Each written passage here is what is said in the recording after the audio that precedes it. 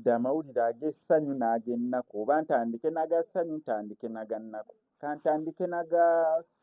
kantandike n'agannaku tukomekereze n'ag'essanyu.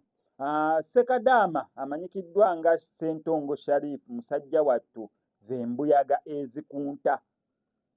Sharifu ono abadde amanyikiddwa nga Sharif Powers naye ng'amannya g'amatuufu ye Sharifu Ssentongo. Musajja wattu yafunye akabenjedde kabusa era nga amawulire ago gatandise okubeera nga saturatinga ku social media platforms ez'enjawulo ku TikTok gy'akozesa amannya ga Sharif Powers n'ewasigadde oluvannyuma lwa Ssekadaama ono musajja wattu ofuna akabenjedde kabusa akatamulekedde bulamu olunaku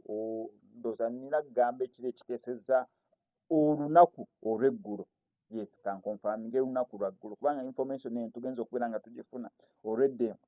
nga wayiseewo akaseera. So just twagadde kugattako ddoboozi eri omuntu yenna yenna n'abo bekikwatako nti Sharif Ssentongo musajja wattu abadde amanyikiddwa nga Sharif Powers yafunye akabenje e Saudi Arabia era bw'atyo teyasobodde kubeera nga asimattuka.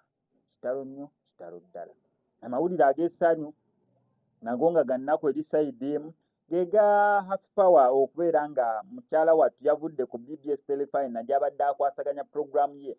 asumulula buli ku makya oba abadde bagitandika ssaawa mmeka nze omanyi badde ndabamu kalunyomero ka lugambo ebyo ebiseera nga nkyalaba TV omanyi kati n'okulaba TV lutalo tubeera eno ku YouTube zaffe tubeera eno ku social media platforms endala kati okulaba TV lutalo naye abadde akwasaganya program ne Simon nga bagiyita sumula ndowooza ebadde eggwanga ssaawa 3:30 oba 4 ezimu ku ezo ng'eggwawo so nga bakomekerera na lugambo bw'atyo yashiftinze n'ava ku BBS Telefina bw'atyo n'agenda awo ekkololo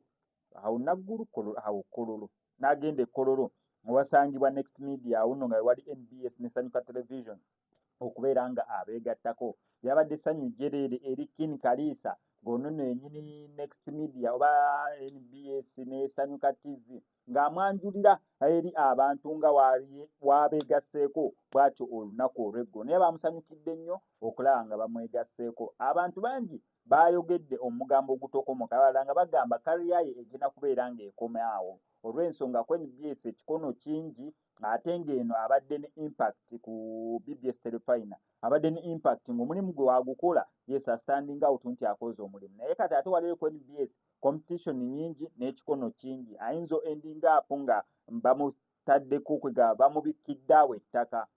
So mugambo mungi ogutokomoka naye wano ku SMX Media twagala kubeera nga tumuyozaayoza olw'okutuuka ku kkula erifaanaganako